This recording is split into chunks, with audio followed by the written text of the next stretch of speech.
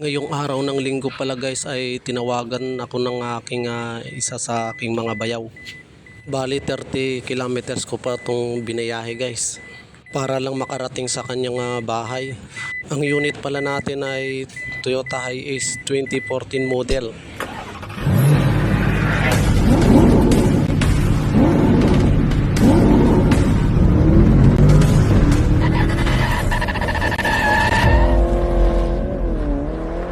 Ang concern pala ni Sir dito ay umiilaw daw yung kanyang ABS. Ayan. Tayin muna natin. Okay, try natin start kung umiilaw ba yung ABS niya.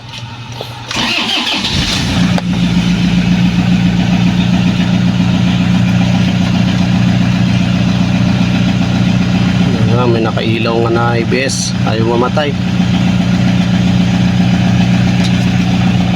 So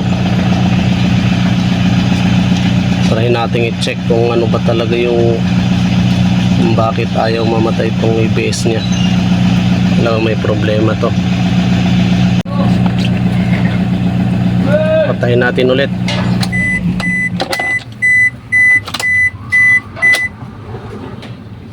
Start. Ayan, naka-under na siya pero hindi pa matanggal yung kanyang ABS. Ayan, nakailaw pa rin siya. So check natin yan step by step.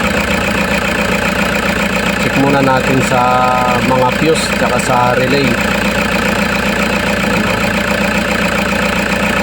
Patayin ko ulit.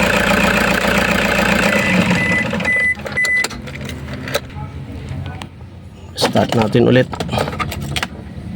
Mawala ba to?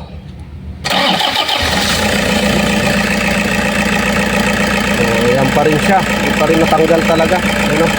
Ilaw pa rin. So, yan ang ito troubleshoot natin ngayon. Ang unang-una palang gagawin natin dito ay yung i-scan muna natin siya para malaman natin yung trouble code niya kung ano ba talaga yung kanyang problema, ba't nakailaw yung ABS. Ito na guys, dito pala yung location ng ating OBD port sa ilalim.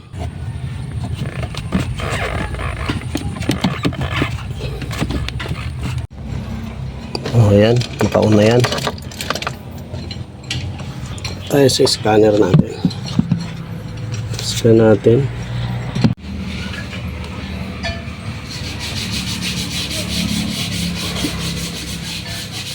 Dahil manual tong Hiace na ito, siyempre punta tayo sa manual. Okay, tapos hanapin natin yung ABS dahil nakailaw nga yung ABS dito. So ABS yung hanapin natin.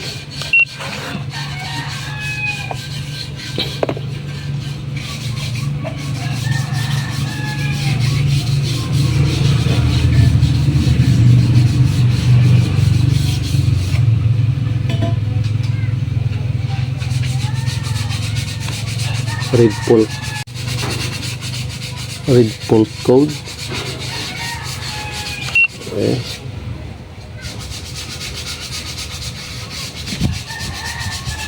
So ang lumabas ay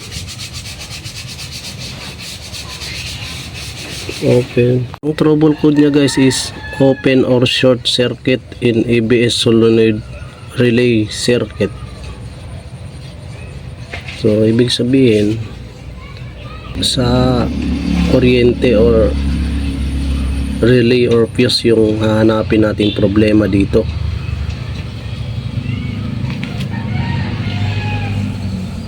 So try nating i-delete kung matatanggal ba siya.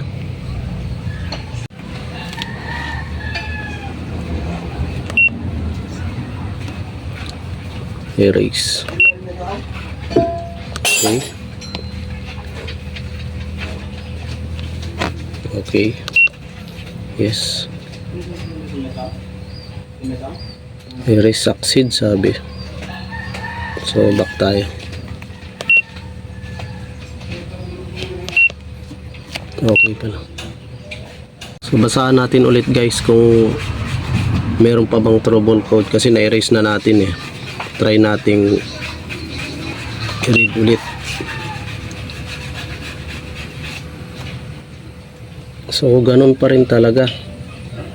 Ito pa rin ang kanyang problema. Hindi na erase, open or short circuit in ABS solenoid relay circuit.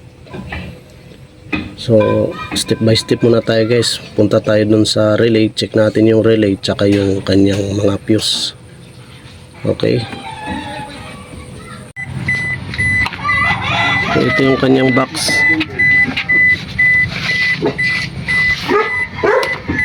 Tsaka yung isa dito. So, hindi lang gaano klaro no guys kasi medyo madilim. Dito yung fuse box niya. Ito dito, ito siya. Tapos yung isa nandito. So check natin yung dalawang box na yan.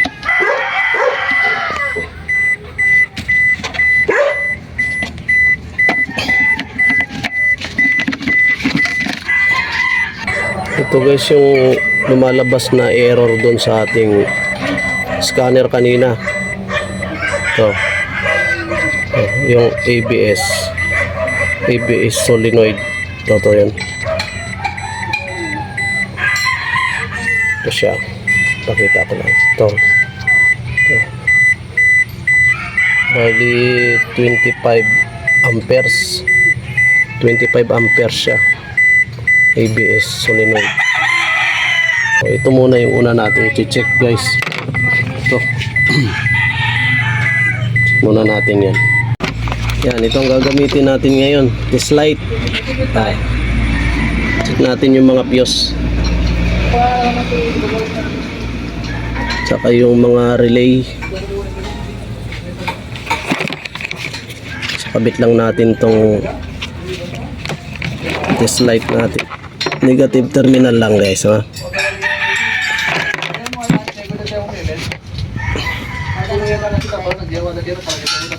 Negative lang yan, ground. Tapos on natin.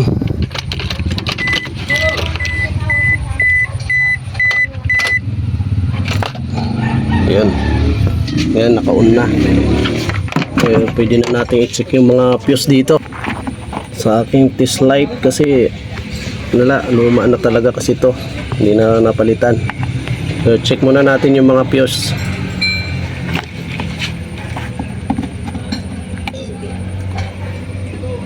May ilaw.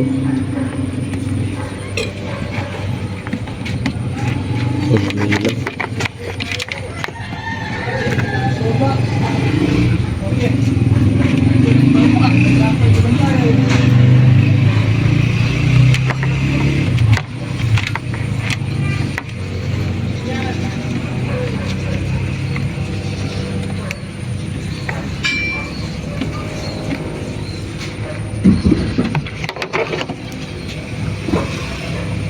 Halos gumagana naman lahat.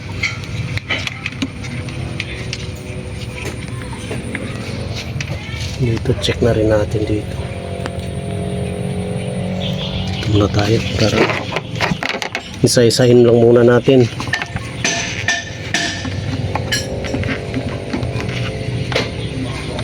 Meron din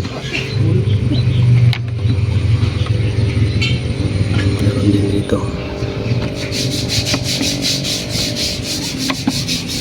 Meron din.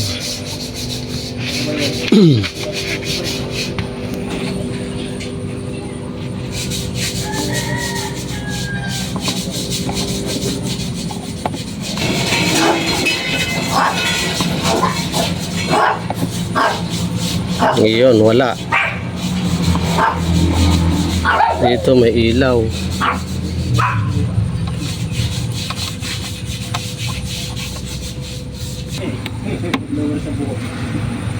May ilaw.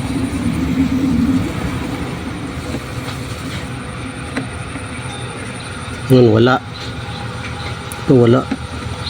May ilaw yung kabila. Ngayon, wala. Nung nakailaw. busted na yung fuse natin. Ito guys, oh. Umasdan nyo, ah. Oh, yan, nakailaw. Ito, nakailaw. Yan. Tapos pagdating dito sa kabila, pag nilipat ko, tignan nyo. Oh. Wala. Wala siya. Pero sa kabila, meron. Ayan, oh. Oh. Meron siya. Sa kabila, wala. Dito meron. Ito wala. So check ko muna yung fuse kung putol. Check ko muna.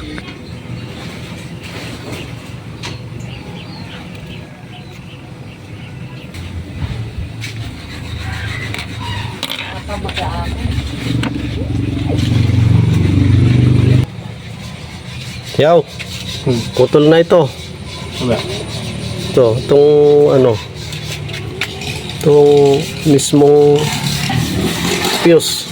Saan ba? Ayan o. Putol siya. Ayan o. Ayan o. Kita mo sa loob. Hindi na siya nakadikit. Ayan o. O, putol. Palitan natin to. Ayan o, putol o. Kitang kita o. Saan yun ba yun? Ayan o, sa loob. Hindi saan banda yan? Hindi saan banda yan dito? Dito? Dito banda. Ayan o. Dito siya nakalagay. Yan, dyan. Taga saan yan? Mismong ano, EBS. Ibalita na lang pagkuhan na. EBS, oh, ayan o. So, bali magpapalit tayo guys ng ano, fuse. Dahil fuse ang kanyang problema. Ayan, dito mismo sa may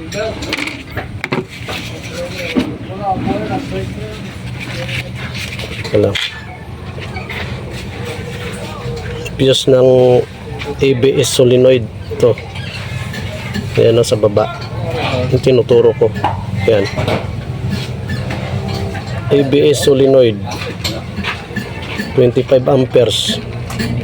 Bali sunog, nasunog siya. So, palit tayo.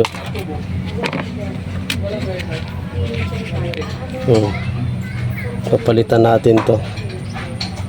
Kung sunog yung isa, ito namang isa bago.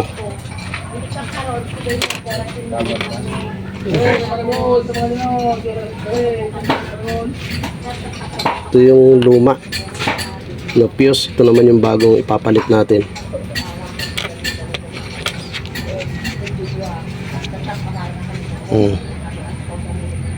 Ito yung bago.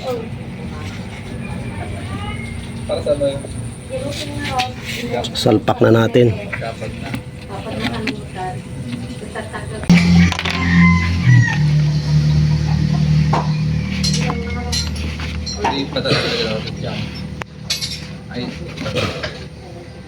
Ayan.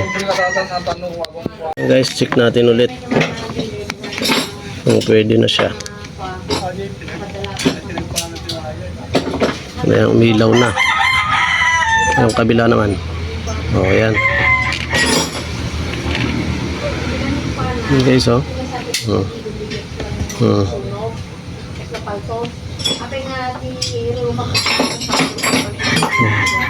Umilaw na, hindi kagaya kanina. Kailaw dito. Pagdating dito, wala. So ngayon, okay na. Oh. Nakailaw na siya. Ibig sabihin, fuse lang talaga ang problema. So ngayon guys, check natin kung nakailaw pa ba yung ABS natin kasi pinalitan na natin to ng fuse. Kasi yun ang dahilan kung bakit siya umilaw. So start natin.